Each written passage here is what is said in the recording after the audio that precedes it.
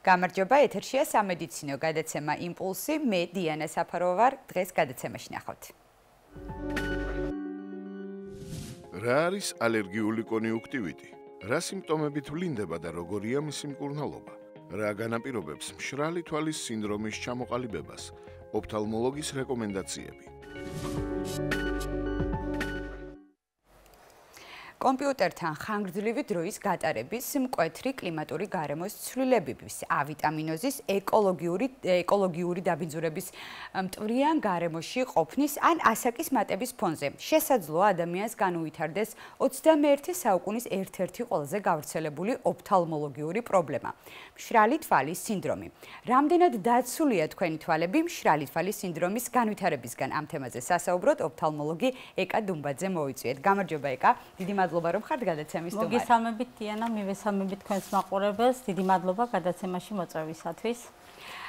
ეკა, საკმაოდ აქტუალური თემა არის, ხო? ანუ რამდენადაც ვიცი, ეს მშრალი თვალის სინდრომი ზოგადად გაზაფხულზე უფრო ვითარდება და ზაფხულში აღწევს, ესე ვთქვათ, პიკს, მაგრამ თავიდან არის ძალიან საინტერესო, რა არის ზოგადად მშრალი თვალის სინდრომი, გასაგებია თვალები გვიშრება, მაგრამ ამის უკან რა იმალება? კი ბატონო, ნამდვილად მშრალი თვალის სინდრომი დიანა ერთ-ერთი ყველაზე გავრცელებული დაავადება ოფთალმოლოგიაში, ძალიან დიდი ნაწილი პაციენტების მისთვის დამახასიათებელი ჩივილებით მოგმართავენ.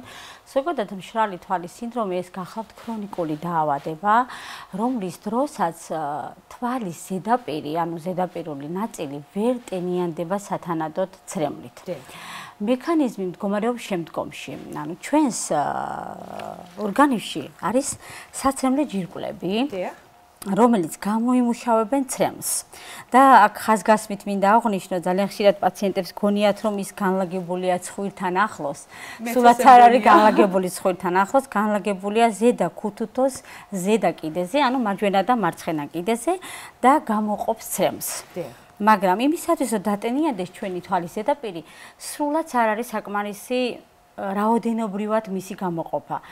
ის უნდა იყოს ხარისხიანი და ამ ხარისხზე პასუხისმგებელი გახლავთ მეიბომიის ჯირკვლები, რომლებიც განლაგებული არიან ჩვენი წამწამის ძირებში. აი, იქ სადაც ზედა და ქუთუთოზე, სადაც იზრდება წამწამები, აი აქ არიან განლაგებული, ისინი გამოყოფენ ცხიმოვან მასას და ყოველი დახამხამების დროს ეს ცხიმოვანი მასა უნდა შეერიოს ჩვენი საცრემლე ჯირკვლის მიერ გამოყოფილ ცრემლს, შეიქმნას ერთი სრულფასოვანი ნაჯერი მასა და ამან როგორც აპკმა, ისე უნდა გადაფაროს თვალის ზედაპირი და ამან უნდა დაგვიცვა შემდგომში გარე ფაქტორების ზემოქმედებისგან. გართულებებისგან.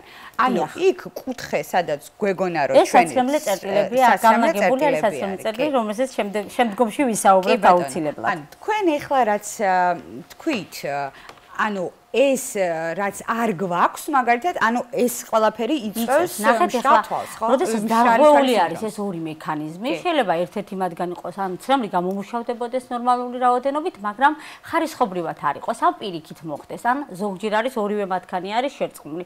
როდესაც ეს მექანიზმი ირღვევა, უკვე ვითარდება მშრალი თვალის სინდრომი. დიახ, ანუ ხარისხობრივზე უფრო ხაზგასმით რო ვთქვათ, ანუ რას ნიშნავს, მაგალითად, ხარისხში გულისხმობა, ნახეთ, ხარისხში ეს ცხიმოვანი ჯირკვალი, რომელსაც ერთ-ერთი მნიშვნელოვანი ფუნქცია აკისრია, იმიტომ რომ ის უნდა შეერიოს ცრემლს და მისცეს საშუალება დიდხანს გაჩერდეს ჩვენი ცრემლი თვალის ზედაპირზე. გასაგებია. ანუ განვითარების მექანიზმი, ეხლა ეს ყველაფერი ძალიან ბევრი რაღაც ახალი გავიგეთ, ხო? მაგრამ განვითარება როგორ ხდება ამ მშრალი სინდრომით? ანუ ნახეთ, ეკა, მაინტერესებს რა. ანუ ერთ დღეს გავიღვიძე და ეს მშრალი თვალის სინდრომი მაქვს თუ თანდათანობით ეტაპობრივად ყალიბდება? დიახ, მშრალი თვალის სინდრომი ესე ერთ დღეზე არ ვითარდება, თანდათანობით ვითარდება და მას აქვს სხვადასხვა ფაქტორები გამომწვევი, რამაც შეიძლება რომ გამოიწვიოს. ნახეთ, მინდა აქ ხაზგასმით აღვნიშნო, მშრალი თვალის სინდრომი შეიძლება განვითარდეს დამოუკიდებლად, როგორც დაავადება და შეიძლება სხვა დაავადებების ფონზე განვითარდეს.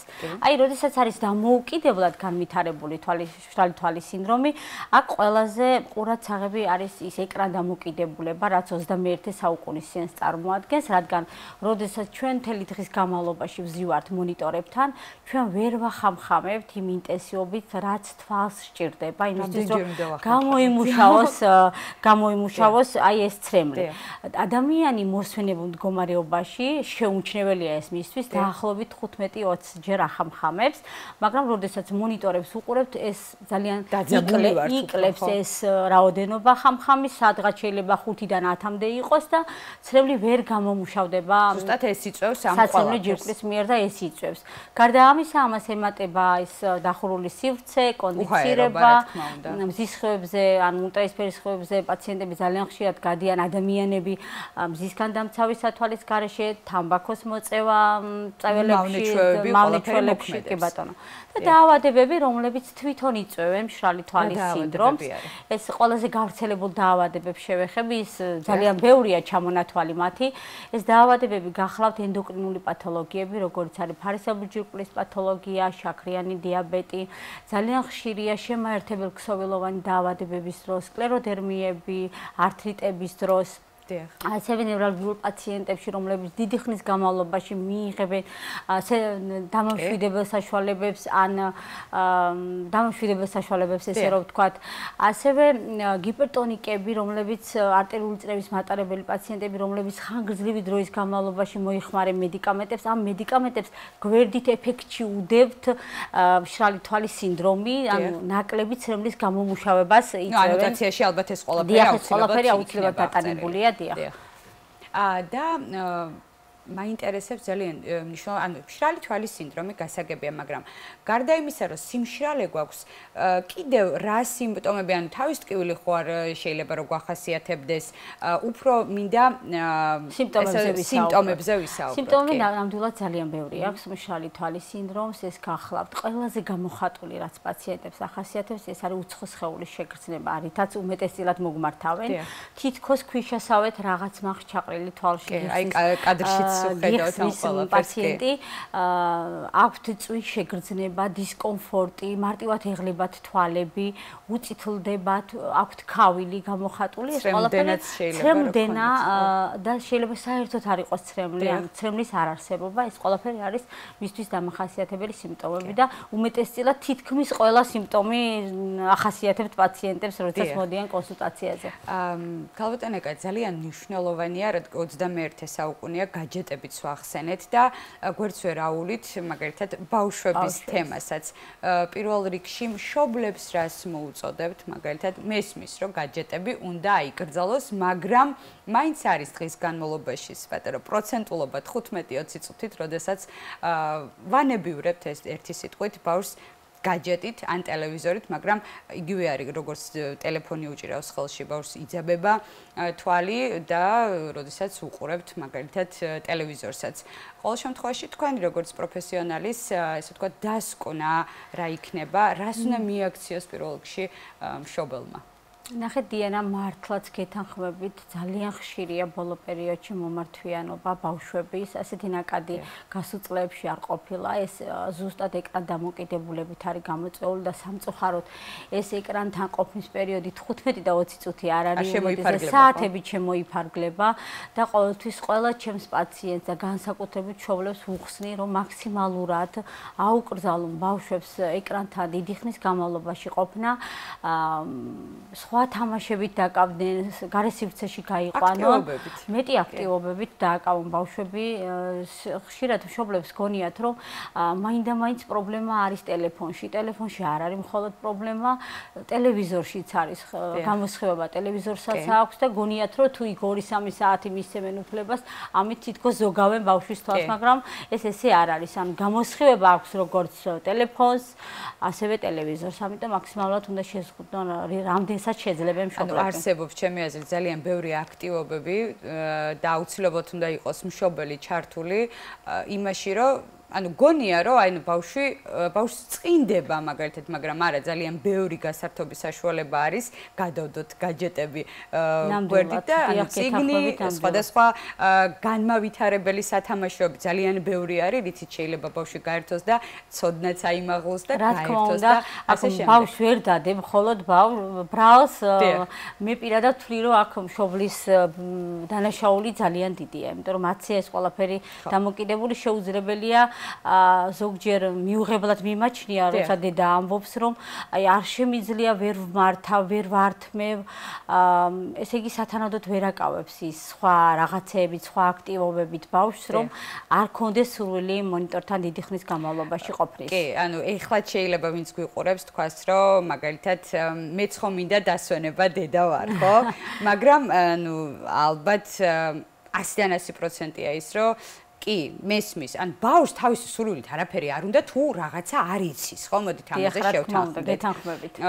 უყუროს მაგალითად, ან ჩვენ აღქმაც სხვადასხვა არის, შეიძლება ჩვენ საერთოდ არ გვეშინია რაღაცის, ხო? ან ჩვეულებრივი შევხედავთ და უწყინარი თუნდაც მულტფილმია, მაგრამ ბავშვის აღქმა სულ სხვანაირია გაჩნია ხა რამდენი წლისაც არის, იქ შემდეგ უკვე ნევროლოგიური რაღაცა პრობლემებია გარდათვალისა და ბმაც არის ალბათ დამეთანხმებით ამ ყველაფერში და ალბათ მშობლებსაც მესმის რომ დასვენება გინდათ, მე ვიცი რომ სამი შვილის დედა ხართ და პრივატულ საუბარში ხაზგასმით აღნიშნეთ რომ აი ტელეფონი თქვენთვის არის აკრძალული. ჩვენთვის არის აკრძალული, ვცდილობთ მაქსიმალურად სხვა გასართობის საშუალებები გავერთოთ და ტელეფონთან ნაკლები დრო გავატაროთ და საერთოდ არ გავატაროთ. მშობლებმა უნდა გაითვალისწინოს ეს რომ ყველა მშობელს ერთგვარი თხოვნით მიმართავ, მართლა თხოვნით მიმართავ, რომ რაღაცა სხვა რაღაცით დააკავონ ბავშვები, იმიტომ რომ ეს ძალიან ცუდ შედეგებამდე მიგვიყვანს მომავალში, არა მხოლოდ მშრალი თვალის სინდრომის მხრივ, არამედ რეფრაქციული განვითარების მხრისაც მე ბავშვები სერიოზული პრობლემებამდე მიდიან. აუცილებლად უნდა გაითვალისწინონ მშობლებმა ეს ძალიან საინტერესო მესიჯი რაც იყო. და გადავიდეთ შემდეგ კითხვაზე, ანუ ოქროს სტანდარტად მაგალითად დიაგნოსტიკაში თქვენი მიმართულებით რა ითვლება? ოქროს სტანდარტად ჩვენი მიმართულებით, რა თქმა უნდა, პაციენტი, როდესაც მოგმართავთ, ვკრივავთ ანამნეზს, ვიყვება თავისი ჩივილების შესახებ, ჩივილებს ძალიან დიდი მნიშვნელობა აქვს. შემდგომში ხდება ბიომიკროსკოპიული დათვალიერება, თვალის ზედაპირის, შეფასება, როგორია ცრემლის გამოყოფა, როგორია საცრემლე, აი ეს მეიბომის ჯირკვალი, როგორ გამოიყურება ეს, საიდანაც გამოედინება ეს ხიმოვანი მასა, არსებობს სპეციალური ტესტები, შირმერის ტესტი ქვია, რომელიც გვაძლევს საშუალებას ხარისხობრივად შევაფასოთ, რა ხარისხის სიმშრალე აქვს. პაციენტს ძირითადად ამაზე არის დაყრდნობილი ეს დიაგნოსტიკა, რომ ძირითადად ექიმზეა დამოკიდებული და მის პროფესიონალისტზე დიაგნოსტირება. და ანუ ხარისხებზე მინდა ყურადღება გავამახვილოთ, მაგალითად ესე ვთქვათ, ერთი მშრალი თვალის სინდრომი არ არსებობს, მაგალითად, რომ დაგისვამს პაციენტი, ანუ ეგ მაინტერესებს. ანუ მიყვეთ ქრონოლოგიურად. კი ბატონო, არ არსებობს ერთი მშრალი თვალის სინდრომი, რაც უფრო მაღალი ხარისხისა, ანუ ხარისხებად არის პირველი, მეორე და ასე შემდეგ, მით უფრო მძაფრად არის სიმპტომო-კომპლექსი გამოხატული პაციენტებში. ანუ განსაზღვროთ ქალბატონო ეკა, ანუ ვისაც ახლა ეს პრობლემა აწუხებს, ანუ უბრალოდ პრევენციის მიზნით უნდა რომ იცოდეს და იცოდეს ჩახედული იყოს ამ დაავადებაზე. ეს განსაზღვრა მხოლოდ ექიმ-ოფთალმოლოგს შეუძლია სპეციალური ფირფიტების საშუალებით, რომელიც თავს დება ქვედა კუთხეში. შეგიძლიათ ამაზე გვაჩვენოთ და უკეთესად გავიგებთ. ქვედა კუთხეში თავს დება. მას აქვს სრულიად უმკივნეულოა, თუმცა გაუტკივარება მაინც ხდება ადგილობრივად, იმიტომ რომ ის ფირფიტა მაინც უცხო სხეულია თვალისთვის და მაინც ადგილობრივად ვაუტკივარებთ ხოლმე. მას აქვს შკალები, ანუ ნიშნებული შკალები აი ამ ფირფიტას, რომელსაც ვათავსებთ ქვედა კუთხეში და იქ ხარისხობრივად გვიჩვენებს, რამდენი ხარისხის არის ეს, რამდენად გამოხატულია, ესე ვთქვათ, პაციენტში მშრალი თვალის სინდრომი, რათა შემდგომში მკურნალობა შესაბამისად შეირჩეს პაციენტისთვის. და ძალიან საინტერესოა უკვე ახსენეთ მკურნალობა. რა თქმა უნდა, ნებისმიერი პაციენტი არის ინდივიდუალური, მაგრამ რადგან მშრალი თვალის სინდრომზე ვსაუბრობთ და ისედაც მშრალი თვალის სინდრომი მივხვდით და გავიგეთ, რომ ერთი არ არის. ანუ ამაზე მეც ჩვენ ახლა ეთერი არ მოგცემ საშუალებას, იმიტომ რომ რაც თქვენ ახსენეთ, აუცილებლად უნდა მოხდეს ეს სტაციონარში, ხო? რაც ხელსაწყო გვაქვს და არც არაფერი, მაგრამ ძალიან კარგად აგვიხწერეთ ის ყველაფერი პირველ რიგში, ანუ შიში რაც გადალახული არის, თუ ვინმე საინტერესებს, ანუ გაუტკივარებით ეს ყველაფერი ხდება, ხო? მკურნალობა რამდენ ხნიანია და რას მოიცავს და აუცილებლად ხაზგასმით უნდა აღვნიშნოთ ის ფაქტი, აი მედიკამენტური მკურნალობა, ანუ თვითნებურად რო არასდროს არ უნდა მივიღოთ მედიკამენტები ნებისმიერ გადაცემის მსვლელობის დროს აი ამას ხაზგასმით ვამბობ, რომ ანუ მედიკამენტების სწორი და ფრთხილი მიღება უნდა მოხდეს, ამას უკვე თქვენ განავრცოთ. მკურნალობით დავიწყოთ. მეც ხაზგასმით ვიტყვი, ძალიან ხშირად პაციენტები მოგვართავენ და გვეუბნებიან, იცით, მე გამოვიყინე, აი მეგობარმა მირჩია დამატენიანებელი წვეთები ან ფარმაცევტმა შესთავაზა რომელიმე ერთი კონკრეტული დამატენიანებელი წვეთი, გამოვიყენე, მაგრამ შედეგი არ მაქვს. აი აქ არის ზუსტად ექიმის ანუ როგორ თქვა ფუნქცია ამაში მდგომარეობს რომ მან უნდა შეაფასოს როგორი მშრალი თვალის სინდრომი ანუ ეს რაოდენობრივად არ გამოიყოფა ცრემლი თუ ჯირკვლის მიერ აი ამ ცხიმოვანი მასის გამოყოფა არ ხდება სათანადოდ შეიძლება ორივე მათგანი იყოს შერწყმული და აქედან გამომდინარე ირჩევა ყოველ კონკრეტულ პაციენტში კონკრეტული მკურნალობის ინდივიდუალურად მიდგომა რა თქმა უნდა ეს არის წვეთები შეიძლება გელების სახითაც იყოს მაგრამ სპეციფიურად ერთი კონკრეტული პაციენტისთვის ირჩევა რა თქმა უნდა ძირითადად დამატენიანებელი წვეთები რჩება მაინც და ხშირად ვეუბნები პაციენტებს იწვეთეთ ხშირად კითხვა რა სიხშირით უნდა ჩავიწვეთოთ აი მეც მაინტერესებს აი რა სიხშირით უნდა ჩავიწვეთოთ ხშირში იგულისხმება ხშირი პირდაპირ გაგებით და ეს არ არის დღეში 1-2 ან 3 ჩაწვეთება ეს არის საათი-საათნახევარში ერთხელ მით უმეტეს თუ კი კონკრეტული პაციენტი არის ეკრანდამოკიდებული ანუ დიდ დროს ატარებს დღის განმავლობაში მონიტორთან ესეთი ინტენსივობა ჩაწვეთების ხშირი დაახლოებით თვე-ნახევარი შეიძლება შეერჩეს პაციენტს, შემდგომში უკვე ეს ინტერვალი თანდათანობით მოკლდება, ანუ უფრო ნაკლები რაოდენობით შეიძლება რომ გამოიყენოს წვეთები. და დღეისათვის ერთ-ერთი ყველაზე ასე მოთხოვნადი მკურნალობის მეთოდი უკვე პაციენტებში, რომლებიც ეკრანდამოკიდებულები არიან, განსაკუთრებით ბანკის თანამშრომლები არის, თქვენც ჟურნალისტები, ჩვენც ექიმები, რომელსაც წელი დღე გვიწევს ეკრანთან მუშაობა, ეგრეთ წოდებული ლაკრიმალური საცობები. რა არის ეს ლაკრიმალური საცობები? გახლავთ სილიკონის მცირე ზომის საცობები, რომელიც აი სადაც გეგონათ რომ გამოიმუშავებდა თავსდება საცრემლე წერტილში და იწვევს მის დახშობას. და ჩვენს მიერ გამომუშავებული ცრემლი დიდი ხნის განმავლობაში რჩება თვალის ზედაპირზე დღესდღეობის ერთ-ერთი ყველაზე მოთხოვნადი მკურნალობის საშუალებაა. თუმცა აქაც პაციენტები გვისვამენ კითხვას, აი ახლა ამ საცობს რო ჩავისვამ. წვეთების ჩაწვეთება დამჭირდება? ძალიან კარგი კითხვაა და სვამენ ხოლმე. რა თქმა უნდა დაგჭირდებათ სამწუხაროდ დაგჭირდებათ, მაგრამ არა იმ სიხშირით როგორც ეხმარებიან ესე რომ ვთქვა, საცობის ჩასმამდე ახორციელებდა პაციენტი. უფრო ნაკლები რაოდენობით შეიძლება რომ გამოიყენოს უკვე ის წვეთები. და ის დისკომფორტი რაც გვაქვს, რა თქმა უნდა ალაგებს საგრძნობლად ალაგებს, კი. ეკა ძალიან საინტერესო არის მომდევნო კითხვა, ვინც არის ალერგიული მაგალითად და ესე ვთქვათ, ხელშემწყობი ფაქტორი არის გაზაფხული, რომელიც როდესაც ყველაფერი ყვავის და ერთგვარი დისკომფორტია, რა თქმა უნდა, ეს ალერგიული ადამიანებისთვის და თვალი, რომელიც ესეც სენსიტიურია და მნიშვნელოვანი ორგანო ყველასთვის ძალიან მჭირდება და აი თვალის დისკომფორტი არის ჩემი აზრით ყველაზე საშინელება, როდესაც ანუ გეცრემლება და როგორც აღნიშნეთ თქვენ გადაცემის მსვლელობის დროს, აი თითქოს სილა გაქვს ჩაყრილი და ანუ ტირი რეალურად ძალიან ცუდ დღეში ხარ მთელი დღის განმავლობაში, ხო? რას გვირჩევთ მაგალითად ვინც არის ალერგიული პაციენტი ან თუნდაც ეხლა აღმოაჩინა აქ მშრალი თვალის სინდრომი რა ღონისძიებებია გასაკეთებელი პროფილაქტიკის მიზნით ნახეთ ალერგიული კონიუნქტივით გინდათ რომ შეეხოთ ალერგიული კონიუნქტივიტი ზოგადად კონიუნქტივა გახლავთ შემაერთებელქსოვილოვანი გარსი რომელთაც ამოფენილია ზედა და ქვედა ქუთუთოს შიგნითა კიდე გადმოდის თვალის კაკალზე და გვიფარავს აი ამ ნაწილს, გვიფარავს რქოვანა გარსამდე. და ალერგიული კონjunktივიტი გახლავთ ანთებითი რეაქცია თვალის ოღონდ სხვადასხვა ალერგენზე. გამომწვევი არა ბაქტერია სხვა დაავადებების დროს როგორც ხდება სხვა კონjunktივიტების დროს, არამედ ალერგენი. ეს ალერგენი შეიძლება იყოს ძალიან ბევრი. განსაკუთრებით ეხლა გაზაფხულის პერიოდში, როდესაც სცენარეები ყვავიან, აი ამ სცენარეების ყვავილობის დროს მტვერი, რომელსაც ეს მცერავი გამოყოფს და არა მარტო მცენარის მტვერი, ეს შეიძლება იყოს ოთახის მტვერი, ეს შეიძლება იყოს სხვადასხვა საყოფაცხოვრებო ქიმიური საშუალებები, კოსმეტოლოგიური საშუალებები, რომელსაც მანილოსნები მოიხმარენ, მედიკამენტები და საკვები პროდუქტებიც კი. თუმცა საკვები პროდუქტების მიერ გამოწვეული ალერგიული კონjunktივიტი ძალიან თითქმის იშვიათია, მაგრამ მაინც ჩამონათვალში ისიც თავის ადგილს იჭერს. აი ზოგადად რო დავიწყოთ, გადავიდეთ, მე ორი თემა გვაქვს დღეს. ალერგიული კონjunktივიტი ზოგადად რა არის? თან მშრალი თვალის სინდრომი და ალერგიული კონjunktივიტი, როცა ვეცნობოდი ამასალს, რაღაცნაირად კვეთს ერთმანეთს, რაღაცნაირად კი არა, ანუ ძალიან ერთმანეთს ძალიან სიმპტომებიც.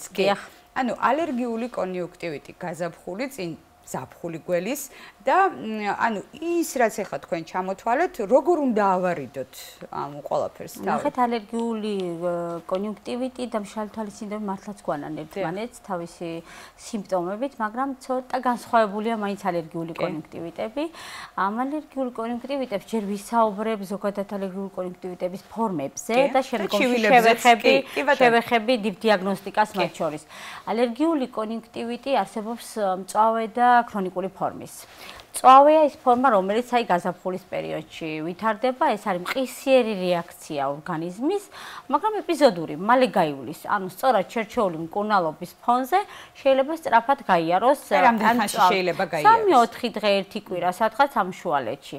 ქრონიკული ალერგიული კონjunktივიტი ეს მთელი წლის განმავლობაში ესე დუნეთ თითქოს მიძინებულად მიმდინარეობს და ეს უკვე არ არის სეზონურობასთან დაკავშირებული, ეს დაკავშირებულია ყოველდღიურობასთან, ჩვენს ყოველდღიურობასთან. ანუ შეიძლება ის გამომწვევი იყოს ცხოველის ბეწვით, კოსმეტოლოგიური საშუალებაც, ეს ქიმიკატები, რომელსაც ოჯახში გამოვიყენებთ, ანუ სხვადასხვა პროვოცირებელი ფაქტორები.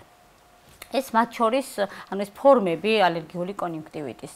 ეხლა როგორ ხდება ზოგადად ალერგიული კონjunktივიტის დიაგნოსტირება? მასაც ძალიან დიდი მნიშვნელობა აქვს. აქაც ექიმი-ოფთალმოლოგის მიერ ხდება, რა თქმა უნდა, შეფასება და დიაგნოსტიკა უნდა გატარდეს. ეს ბაქტერიული კონjunktივიტია, ალერგულია თუ შეაფასო უნდა, როგორი სახის კონjunktივიტი გვაქვს. ზოგადად ალერგიულ კონjunktივიტს ახასიათებს მსგავსი ჩივილები, მშრალი თვალის სინდრომისთვის დამახასიათებელი, მაგრამ აქ უფრო წინა პლანზე მოდის, ანუ წინ გადმოიწევს, ესე რომ ვთქვათ, ქავილი. გაუსაძლისი ქავილი და ძალიან გამოხატული თვალების სიწითლე.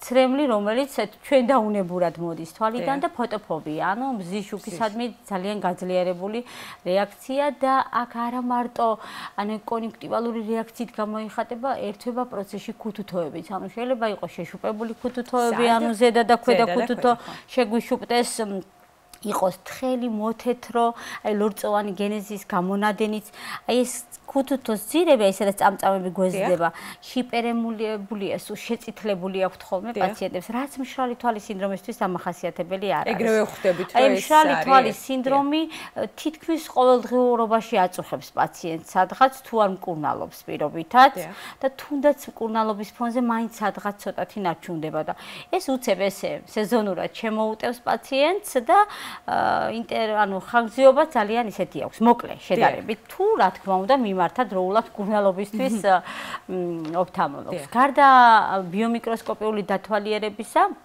არსებობს ალერგიული სინჯებიც, ანუ ტესტები ტარდება ალერგიული და ასევე აი ამ კონjunktივის ლორწოს, რაც გვაქვს, აი ეს კონjunktივალური სითხის გამოკვლევა შეიძლება მოხდეს ეოზინოფილებზე, რომელიც გვიდასტურებს ალერგიული ფონი აქვს თუ არა პაციენტს. ქრონიკულია ეს სწავე ფორმაა თუ ასე შემდეგ. ყველაზე საინტერესო არის კალბეთ დამეთანხმებით, რაც თქვენ ჩამოთვალეთ, ადამიანი თავის სახლის პირობებში ამ ყველაფერს ვერ გააკეთებს, ანუ მე მკურნალობის პროცესი მინდა ხაზგასმით, როგორც მშრალი თვალის სინდრომის დროს ვისაუბრეთ, ხშირად გვაქვს ესეთი ძალიან ცუდი ჩვევა.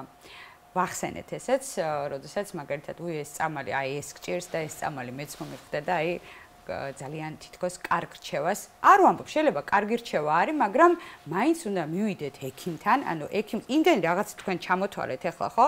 შეიძლება ერთი და იგივე დაავადება აწუხებდეს ადამიანს, თქვენც გეყოლებოდეთ, ხო, პაციენტი. ერთი და იგივე პაციენტი მოდის, მაგრამ სხვადასხვანაირი მიდგომა ჭირდება ამ ყველაფერს, იმიტომ რომ ახსენეთ თქვენ შეიძლება თანხმლები დაავადება იყოს ძალიან ბევრი და ინდივიდუალური მიდგომა აქედან გამომდინარე ნებისმიერ პაციენტს სხვადასხვა უნდა ქონდეს. რაც გვეტყვით მაგალითად მიშვებულ თვითნებურ მკურნალობასთან, იმიტომ რომ ძალიან რთული არის თვალი და ძალიან საჭირო ორგანო, ანუ კი ბატონო. სირთულე რას წარმოადგენს? სირთულე ნამდვილად წარმოადგენს განსაკუთრებით კონjunktივიტებთან მიმართებაში, იმიტომ რომ პაციენტები თვითნებურად მკურნალობენ, სხვა დაავადება აქვთ, სხვა მიმართულებით, სხვა მედიკამენტს იყენებენ და ამით კიდევ უფრო მეტად ართულებენ მდგომარეობას, ისე მძიმე მდგომარეობას თვალისას. მკურნალობის დროს ძალიან დიდი მნიშვნელობა აქვს მედიკამენტებს, რომელსაც ოფთალმოლოგი გამოიყენებს. ეს შეიძლება იყოს ანტიჰისტამინური საშუალებები, ადგილობრივი ვაზოკონსტრიქტორები, დამატენიანებელი წვეთებიც კი და ზოგჯერ ხდება ისეთი მომენტი, როდესაც გვიწევს ზოგადი მოქმედების ანტიჰისტამინური საშუალებების დანიშვნაც.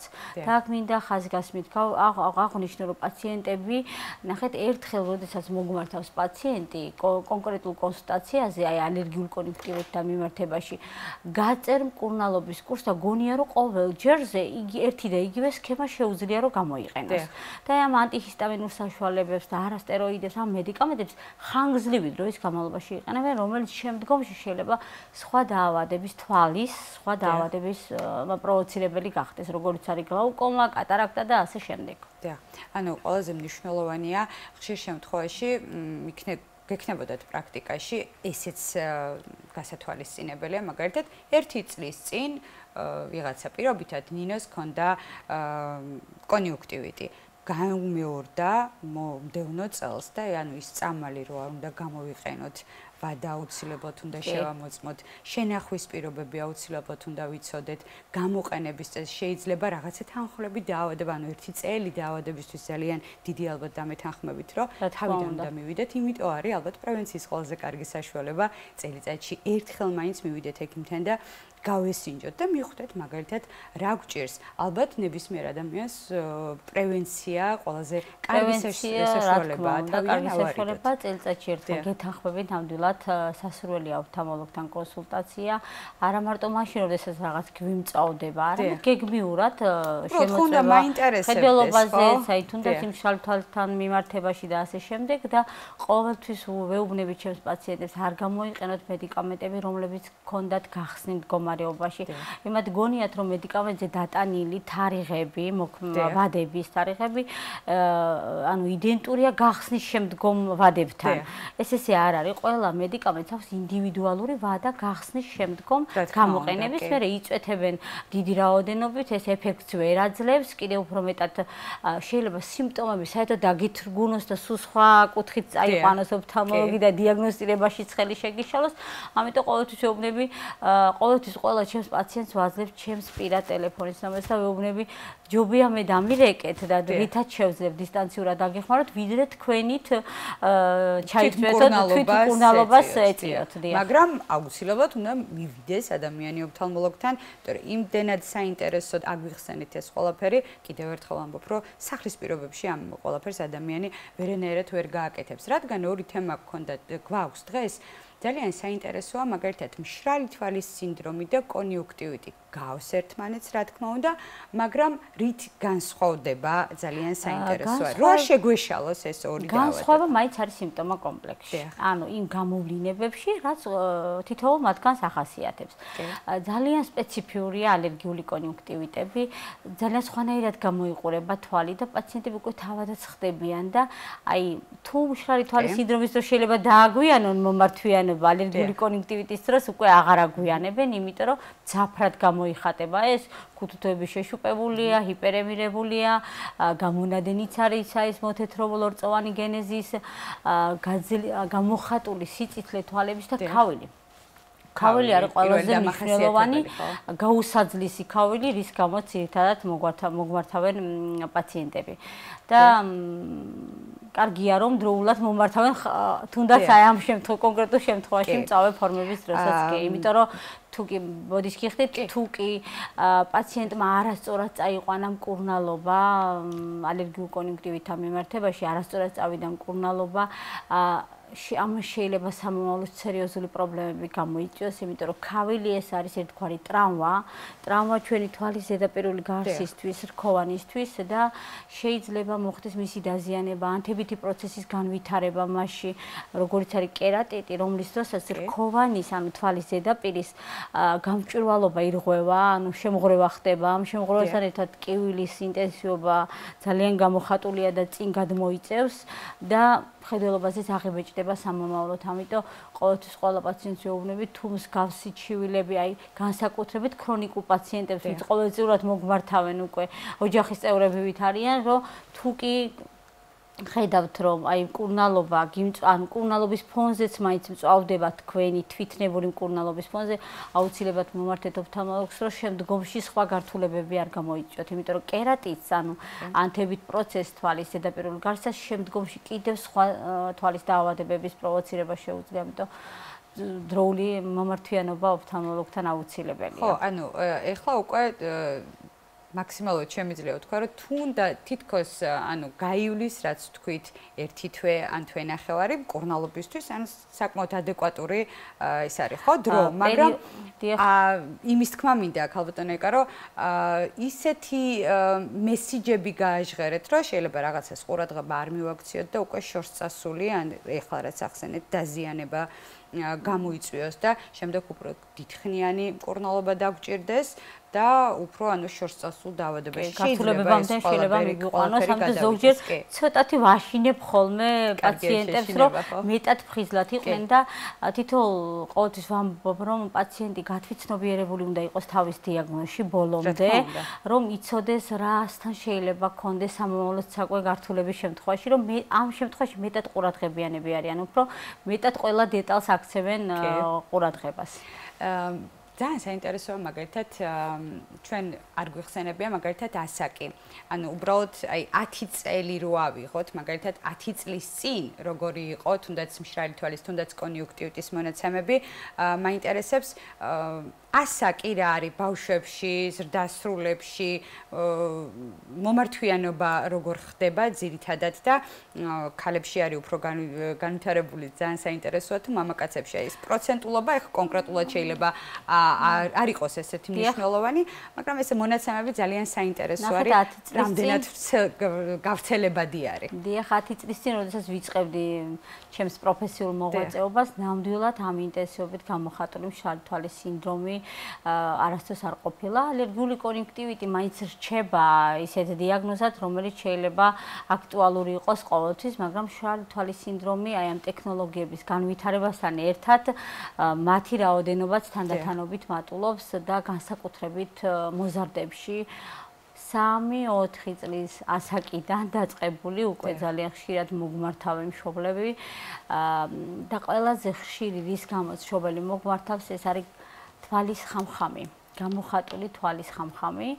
რა თქმა უნდა, აქ დიფერენციალური დიაგნოსტიკა უნდა გატარდეს, ნევრალგიულია ეს თვალის ხამხამი თუ თვალიდან გამოწვეულია, მაგრამ გამოკვლეული ბავშვების დიდი წილის მაინც მიზეზი რჩება მშრალი თვალის სინდრომი. აი ბავშვი ამ ხშირი ხამხამით კომპენსირებას ახდენს, რომ ბევრჯერ დაახამხამა, ბევრჯერ გამოამუშავებინა თვალის სასრემლე ჯირკვა ასრემლი, რომ დატენიანდეს ხარისხობრივადაც, მხედველობაზეც ძალიან მოქმედებს, იცით დიანა, აი გადაეკრება ვინდივით თვალზე და ცუდად ხედავენ.